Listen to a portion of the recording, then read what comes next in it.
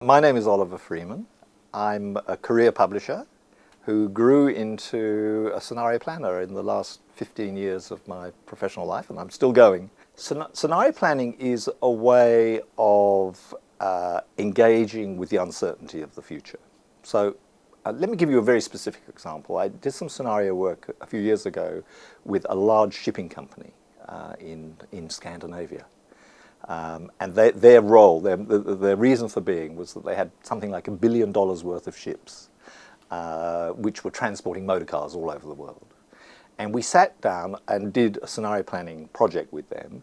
And what we did essentially was to identify 4 futures that were quite different from each other in which they might have to operate that business. And we then took their current set of strategy, their strategic plan, the corporate plan, and we mapped it against those 4 futures. And what we discovered is pretty well all of the strategies belong to one future, and the other 3 were ignored. Our point is that if the future is uncertain, then it is absolutely, it follows very logically from that there has to be more than one future. I mean, that's the crux of why you do scenario work. It actually changes the way you see the world. And we think the worlds that we're going to create are really, that they're, in a sense, we need to get people to think the unthinkable. We want them to get somewhere where they're not going to get in a deterministic kind of way. I worked for multinationals for 20 years before I got into this business. And everything, the whole planning process was essentially an internal process where we focused on the past, we focused on the results so far this year, we made extrapolations from that into the future. So we sort of went from the numbers and we wrote the words at the end of the day. And the great thing about scenario planning is it doesn't let you do that. It says, no, let's actually worry about the world we are operating in first before we worry about how we might respond to it. We are completely wedded to the idea that the future is not at the end of a trend line. That is not where it's going to be. So we will give very, very little emphasis to learning from the past. Now we know that it's a natural human kind of thing to do, and we do learn from the past, but we try and turn it back to front. So just as I said earlier, we want to go, people directionally, to go from the outside and look in, so we want people to go to the future and come back. So we have a whole set of activities that we do which are involved with learning from the future, not learning from the past. The first thing we do is to engage the people in the organization on the premise that no one is smarter than all of us. So we're not interested in following hierarchical kind of approaches to, just talking to senior managers or just talking to the board members or, the leadership team or, the groupings that are fairly common. The first thing we do is say we want to engage everybody in the company or in the organization in this process. Because what we find is that there are views that people have and information that people have that often gets suppressed. So that's sort of number 1. Number 2 is this is a slightly, it's a special kind of approach. It's this emphasis on what we call remarkable people. We really love in our processes to engage people with the organization who are not in the organization, who can really throw a new point of view onto whatever the issue is that we're looking at. And so you'll find that in a typical scenario project from me, I will engage with poets, sculptors, people who are not mechanical engineers or power generators. We engage with them because they come in and they literally sort of break open people's preconceptions about the way they should look at the world. We have a little mnemonic that we've developed in our business which is called the Scenario Planning Quest. And it's a simple way for me to remember the steps for you. The QU is questions. So the first thing we do in a scenario planning process is to really try and identify the issues that the organization sees it needs to face in terms of the future. And we will nearly always do this by interview, and particularly by one-to-one interviews where the results are anonymous. So we really do give people a good opportunity to open up and to identify what the key issues are from their point of view. And we then create a map of all those issues, and that all ends up in this sort of questioning phase in what we call the framing question, sometimes called the focal issue. I mean, there are different sort of ways of describing this. And the idea behind a framing question is that we need to create an umbrella issue which is going to drive the scenario building process. And our next step is to explore the environments which are independent from us, but are going to have a significant influence on the way the world turns out. And what we do there is essentially to identify the key influences that are changing the world. So what are the things going on in that external environment which will impact on us? It's like a huge map of things which are going to impact on our organisation in the future. Once we've got our bundle, I mean, the key influences might be as many as 400 or 500. And we map these over a longish period of time, and then we start saying, well, let's bundle them together now systemically and see what worlds emerge.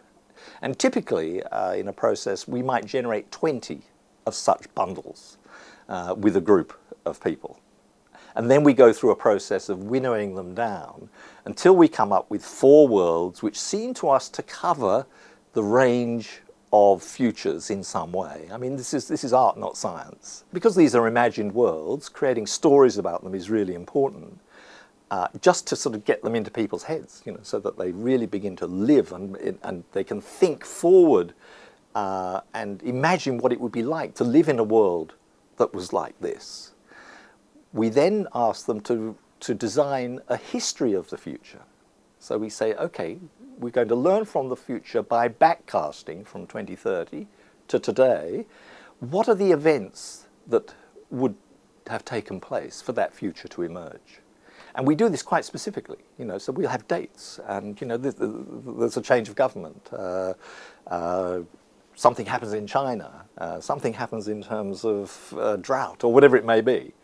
And we love this process because what it actually does is to identify how robust this future is.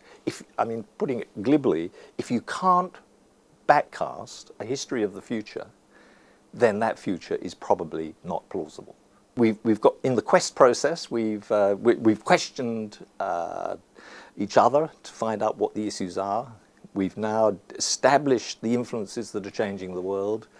We've now moved to scenario sets, that's the S in Quest, and I think it's important at this stage to ensure that people understand that the scenarios that you generate are a set. You'll have favourites. I mean, people always say, I like that world, that's a world I'd like to live in, or this one is so dystopian, you know, I couldn't bear it. So we understand how people, as we take a proprietary interest in the alternative futures. But what we always say is look at the worlds we've created as a set, because the point is that between them they are covering a whole range of potentialities. And of course, you know, no one world is going to emerge fully fledged as we designed it in the scenario process. And therefore it's the combination of all the worlds that becomes important. And it's important for the last step in the process, which is the T, which stands for transformation. And in our process, what we do now is to ask our strategists who've built the scenarios firstly is to define what we call their strategic domains, the areas where they have the capacity to make choice. And then within those domains, we identify the implications of the scenarios in terms of strategic outcomes, the sort of things we should be doing in this world. Let's imagine one domain was in brand development. So in brand development in this world, what are the sort of things we would be doing in 2030?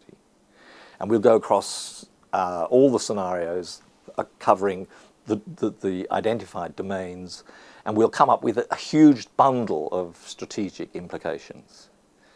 And those implications it's really important, you know, in the process that having created the implications, they actually sort of sit in your head.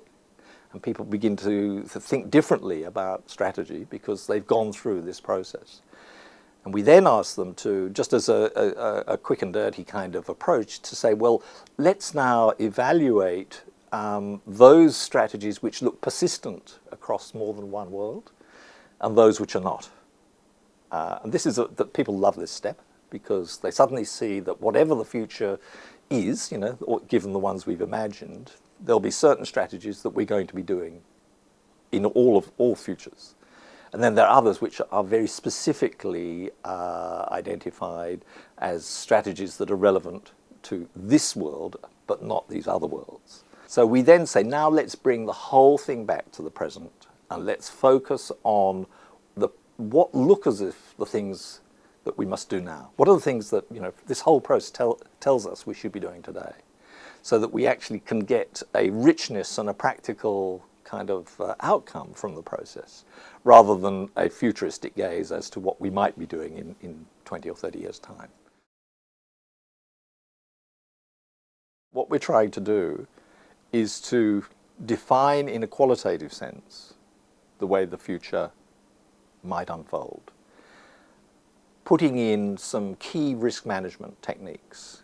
Scenario planning has is strongly attractive from a risk management point of view, because it's asking you to look at the what-if situations that your organisation might have to face, so that you sort of thought those through in advance.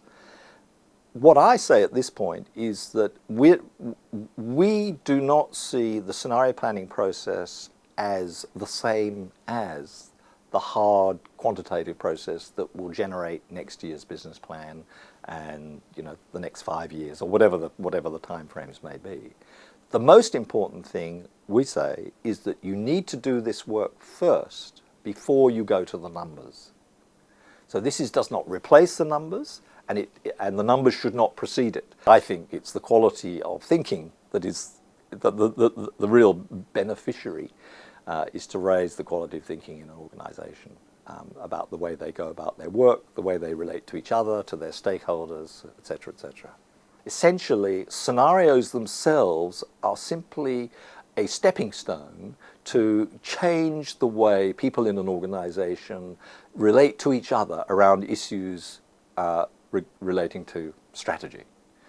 And so rather than seeing the strategic plan as this thing you do every year and then basically pop away in a drawer and you look at it 9 months later when you get to do the next one, what Case argued was that we really need to see the scenario planning process as a way of redefining how we get to strategy, but also creating a theatre for the organisation in which the strategic conversation will change. In terms of the content, is probably nearly always not the thing that delivers success. It's actually the process and the engagement that the people in the organisation get into in order to generate that cause the right outcomes.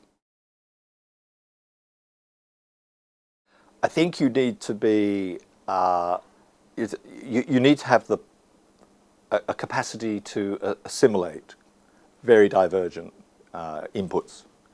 So, during those first parts of the process, I mean, you can be all over the place in terms of gathering together a database of issues and influences that are impacting on your organisation. And I think it's the ability to, to assimilate and synthesize those into meaningful outcomes, which are the scenario worlds. The second one is this: you have to suspend disbelief. There's no doubt about that. As soon as you get into this believing, not believing kind of frame, it does become very, very difficult. So you have to open yourself up to imagine futures which you personally either dislike or don't believe that could happen. The third one is you have to, I think, have some sense of the importance of experiential learning. This process is actually all about experiential learning. It's not a sort of a process of passing knowledge from A to B. It's actually about people working together and seeing how their current worldviews impact on the way they see the world and on the way they see their organization into the future, and actually getting to the point where they understand that there are alternative ways of seeing the world, which those alternative futures somehow embody. I think the key benefit for the organization is to take you away from the trap of trying to predict the way the world's going to turn out with a future that is right. And I think, as I say, most organizations have an implicit assumption about what the future will be. So we move from a situation where you have a single version of the future, which is like an on-off switch, and there's a high degree of risk, to one where you have multiple futures, and you try and ensure that the multiple futures, because of the way you design them, will cover a really wide range of possibilities about how the world could emerge.